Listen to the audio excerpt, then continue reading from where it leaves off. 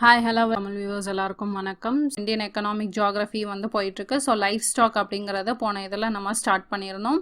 இன்றைக்கி வந்து அந்த ரிமைனிங் பார்ட் ஃபிஷரி செக்டார் இருக்குது இல்லையா? ஸோ இந்தியன் எக்கனாமிக் ஜியாகிரஃபியில் லைஃப் ஸ்டாக்கில் ஃபிஷரி செக்டார் வந்து இன்றைக்கி கவர் பண்ணிடலாம். ஓகேங்களா? So this is taken by me Priscilla. Any doubts இருந்துச்சு கொரிஸ் இருந்துச்சுன்னா இந்த மெயில் ஐடியில் நீங்கள் மெயில் பண்ணி கேட்கலாம்.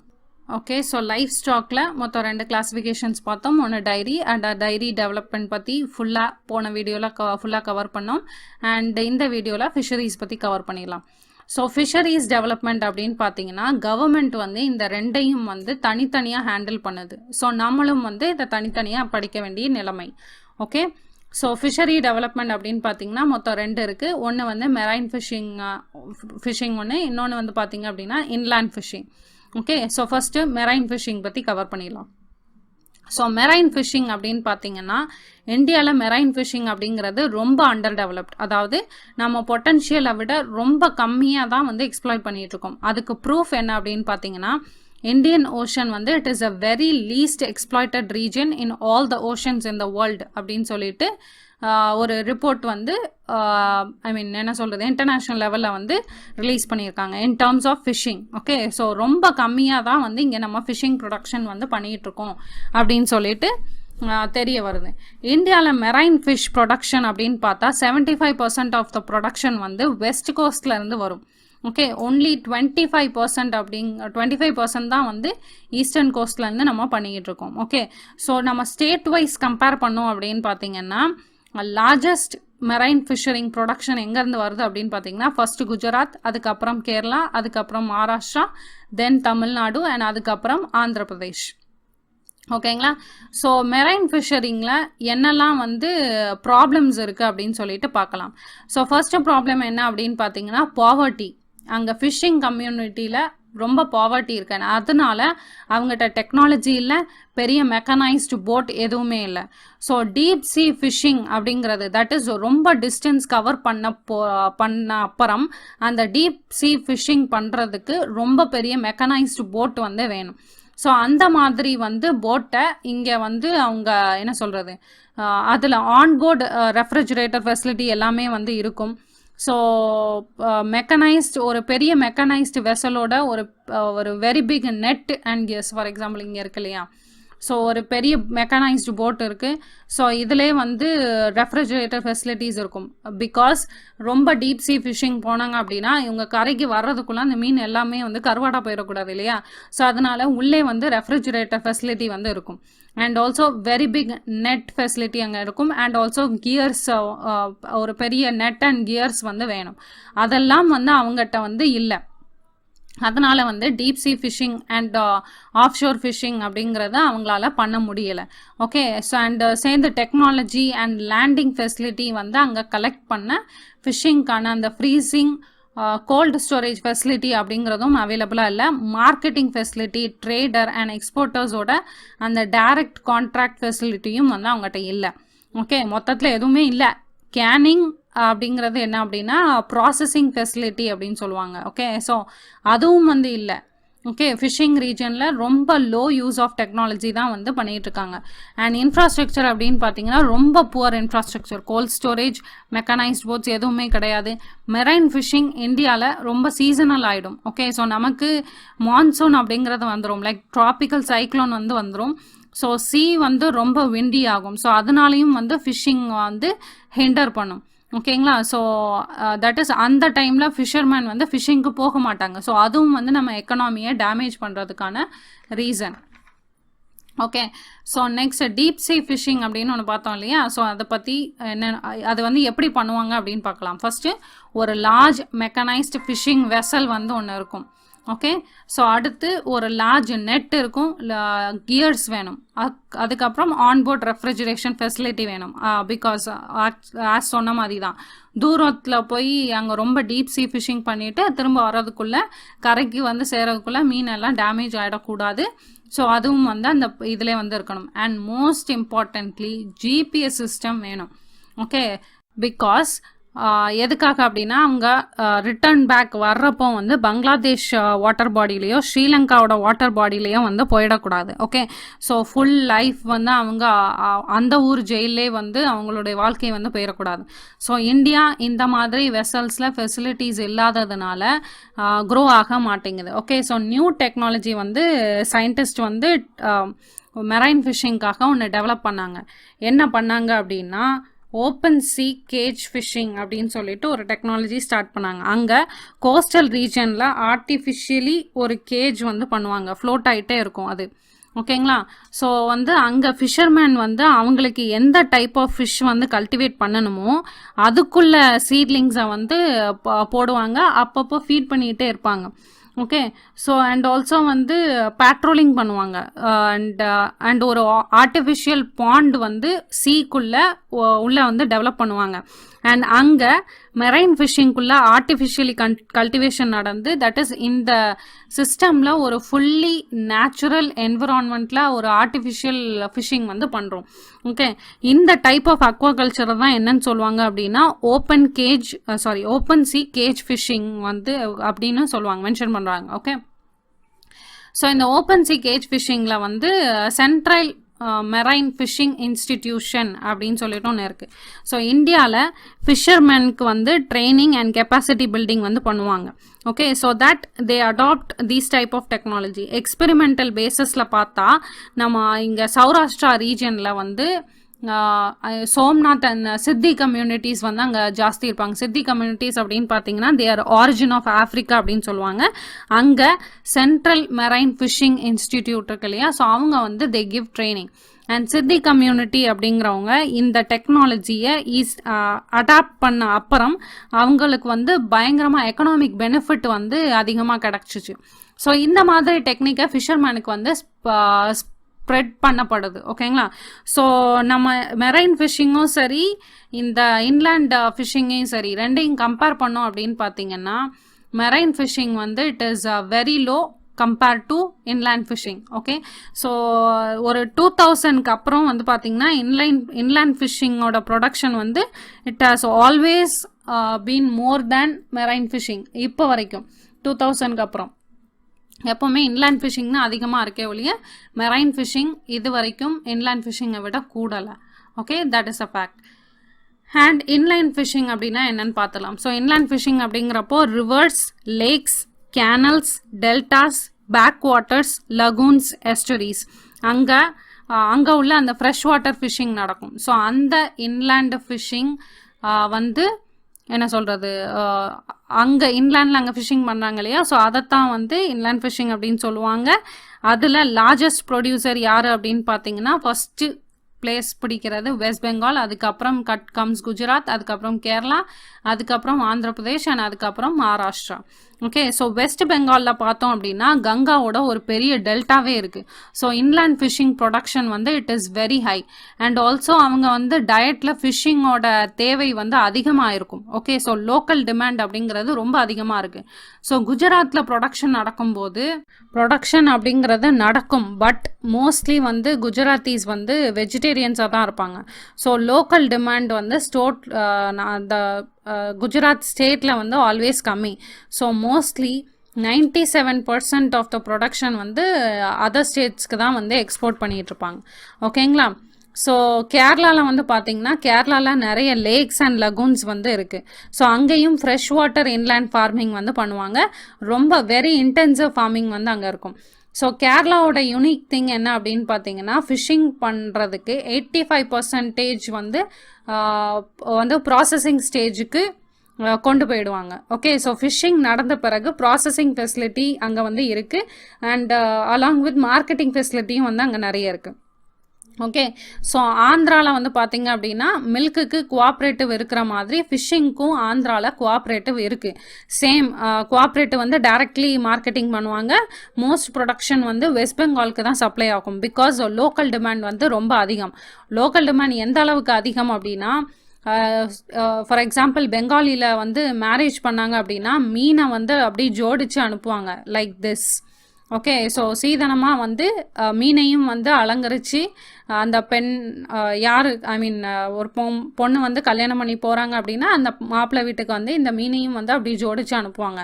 ஸோ இந்த அளவுக்கு வந்து லோக்கல் டிமாண்ட் வந்து ரொம்ப அதிகமாக இருக்கும். ஓகேங்களா.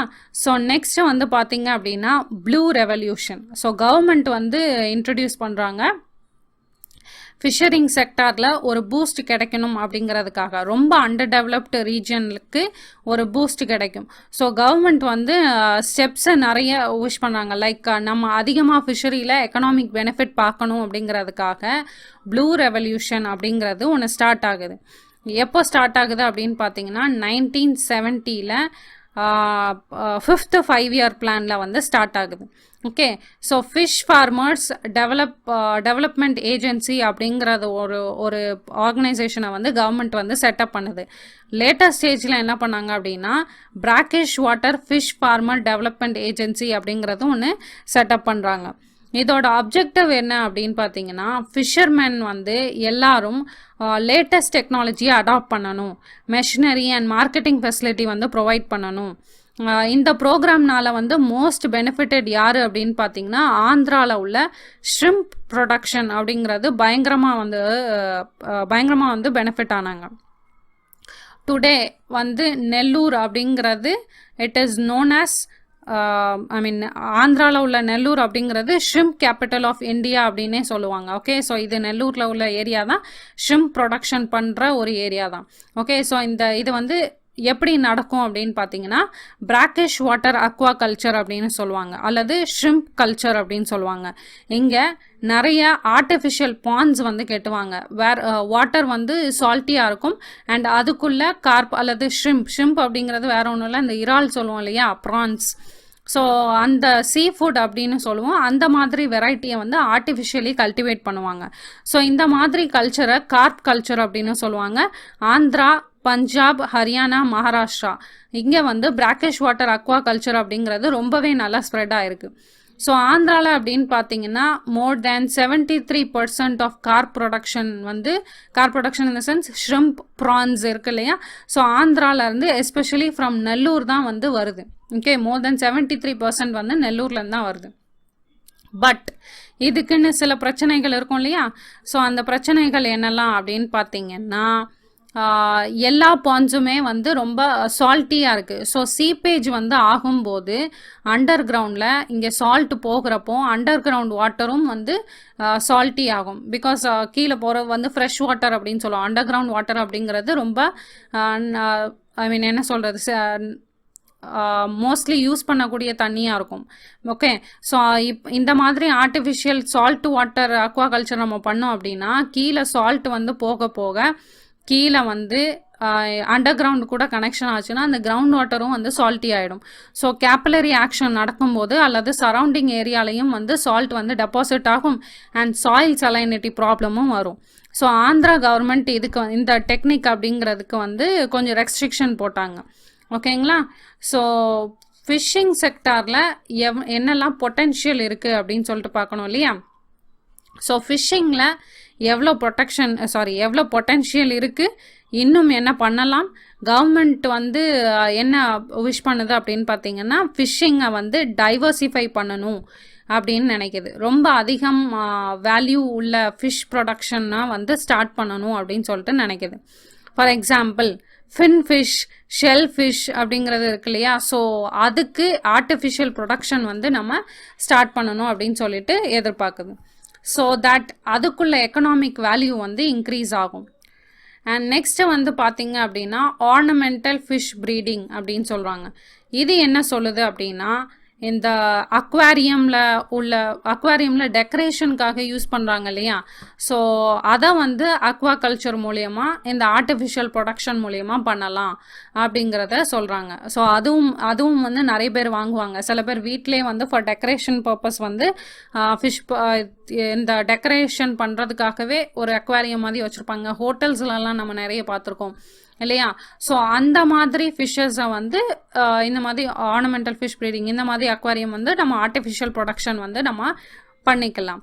அண்ட் நெக்ஸ்ட்டு வந்து பார்த்திங்க அப்படின்னா ஆர்கானிக் அக்வா ஃபார்மிங் அப்படின்னு சொல்லப்படுது. ஸோ இதை வந்து எப்படி பண்ணணும் அப்படின்னா லைக் ஃபார்மிங்கில் பண்ணுற மாதிரி ரொம்ப கம்மியான கெமிக்கல்ஸ், ஆன்டிபயோட்டிக்ஸ் அண்ட் மெடிசன்ஸ் வந்து யூஸ் பண்ணணும்.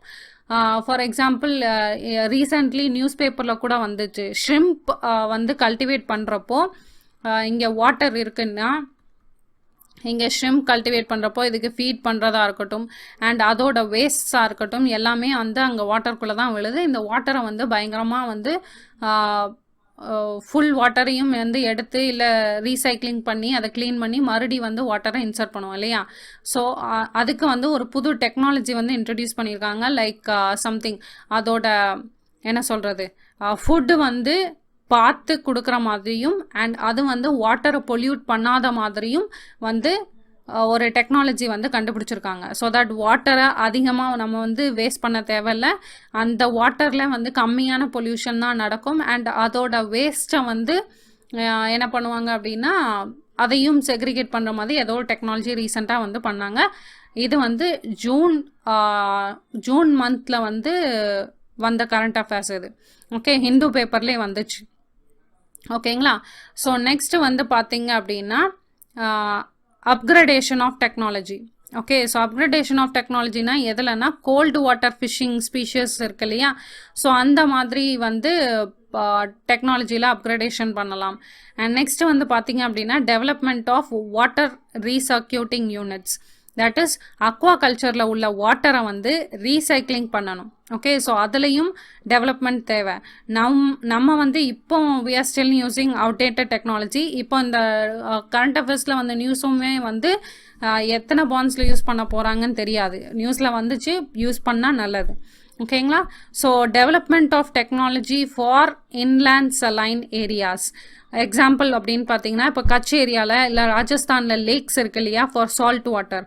ஸோ நேச்சுரலி வந்து அங்கே சலைன் ஏரியா தான். ஸோ அங்கே வந்து நம்ம மெரைன் ஃபிஷரி டெவலப்மெண்ட் வந்து பண்ணலாம், அங்கேயும் வந்து நம்ம யூஸ் பண்ணலாம். பிகாஸ் அந்த ராஜஸ்தான் அந்த ஏரியாவில் வந்து பார்த்தீங்கன்னா அது இன்லேண்ட் ஏரியா தான், ஆனால் அந்த ஏரியாவில் இருக்கிற அந்த வாட்டர் வந்து பார்த்தீங்கன்னா சால்ட்டி வாட்டராக இருக்கும். ஸோ இட் இஸ் லைக் ஓஷனில் இருக்கிற வாட்டர் வந்து ஆப்வியஸ்லி லேண்டுக்குள்ளே இருக்குது. ஸோ அங்கே வந்து நம்ம ஆப்வியஸ்லி நம்ம வந்து நமக்கு என்ன ஃபிஷ் தேவையோ அதை வந்து நம்ம டெவலப் பண்ணிக்கலாம். அண்ட் நெக்ஸ்ட் வந்து பார்த்தீங்க அப்படின்னா ஃபிஷ்ஷிங் டெவலப் பண்ணுறதுக்கு மொத்தம் 3 விஷயம் வந்து நம்ம கன்சிடர் பண்ணணும். ஃபர்ஸ்ட் என்ன அப்படின்னு பார்த்தீங்கன்னா மெக்கானைசேஷன். ஓகே, ஸோ மெக்கானைசேஷன் அப்படின்னு பார்த்தீங்கன்னா மாடர்ன் ட்ராலர்ஸ் யூஸ் பண்ணுறது. ஸோ அந்த மாதிரி வந்து யூஸ் பண்ணணும். ஒன்று இப்படியும் வந்து ஃபிஷ்ஷிங்கை டெவலப் பண்ணலாம். நெக்ஸ்ட்டு வந்து பார்த்தீங்கன்னா பயோடெக்னாலஜி. ஸோ தட் நல்ல ப்ரீடை வந்து டெவலப் பண்ணலாம். அண்ட் ஆல்சோ ஜெர்ம் பிளாசம், அங்கே நம்ம இண்டிஜினியஸ் கேட்டில் பற்றி டெய்ரி டெவலப்மெண்ட்டில் படிச்சிருப்போம். ஸோ அதே மாதிரி இண்டிஜினியஸ் ஃபிஷ்ஷோட ஜெர்ம் பிளாசமை வந்து கன்சர்வ் பண்ணணும். ஓகேங்களா. ஸோ இதையும் வந்து கன்சிடர் பண்ணணும். இது எல்லாத்தோடையும் சேர்த்து இது எல்லா டெக்னிக் எல்லாமே வந்து it should be sustainable. So that over extraction வந்து நடக்கக்கூடாது. இந்த ப்ராப்ளம் வந்து இப்போ நம்ம சதர்ன் தமிழ்நாடு, ரொம்ப டீப் தமிழ்நாடு இருக்கு இல்லையா. ஸோ அங்கே வந்து நம்ம இந்த ப்ராப்ளமை ஃபேஸ் பண்ணிட்டு தான் இருக்கோம்.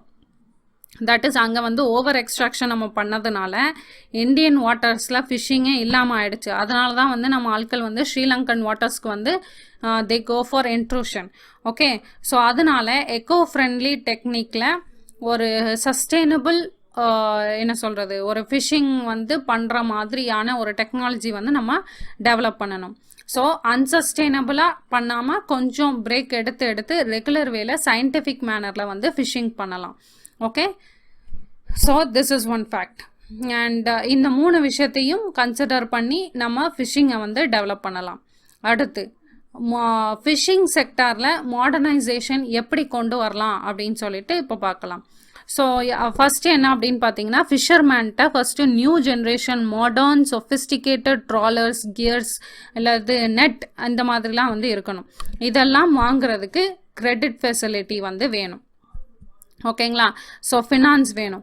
அண்ட் என்னெல்லாம் டெக்னாலஜி வருதோ வேர்ல்டில் அதை வந்து அவங்ககிட்ட வந்து சேரணும், இன்ஃபர்மேஷன் கிடைக்கணும். So that they also adopt such technologies. ஓகேங்களா. ஸோ ஃபஸ்ட்டு நியூ ஒவ்வொரு ஃபிஷர்மென்ட்டையும் நியூ ஜென்ரேஷன்ஸ் இதெல்லாம் ட்ராலர்ஸ், கியர்ஸ்லாம் வேணும். அதை வாங்குறதுக்கு ஃபினான்ஸ் வேணும். அண்ட் என்னெல்லாம் டெக்னாலஜி வருதோ அந்த இன்ஃபர்மேஷன் அவங்ககிட்ட வந்து சேரணும். இது first point of modernisation of fishing sector. Next வந்து பார்த்தீங்கன்னா ட்ரேட் ஏரியாவில் வந்து நம்ம கான்சன்ட்ரேட் பண்ணி பண்ணி ஆகணும். ஸோ ட்ரேட் ஏரியா அப்படின்னு பார்த்தீங்கன்னா ப்ராசஸிங், பேக்கேஜிங் அண்ட் மார்க்கெட்டிங், இதில் உள்ள அங்கே வந்து புவர் இன்ஃப்ராஸ்ட்ரக்சர் தான் இருக்குது. ஓகே, ஸோ இதை வந்து நம்ம டெவலப் பண்ணி ஆகணும். ஓகேங்களா. ஸோ ஸ்டோரேஜ் ஃபெசிலிட்டிஸ் அப்படின்னு பார்த்தீங்கன்னா அதுக்காக கோல்டு ஸ்டோரேஜ் வந்து க்ரியேட் பண்ணணும். எல்லா ஃபிஷர்மேன் கூட இண்டஸ்ட்ரீஸ், எக்ஸ்போர்ட்டர்ஸ் கூட வந்து கனெக்ஷன் வேணும். அண்ட் எக்ஸ்போர்ட் பண்ணுறதுக்கு we should concentrate on hygiene and quality control.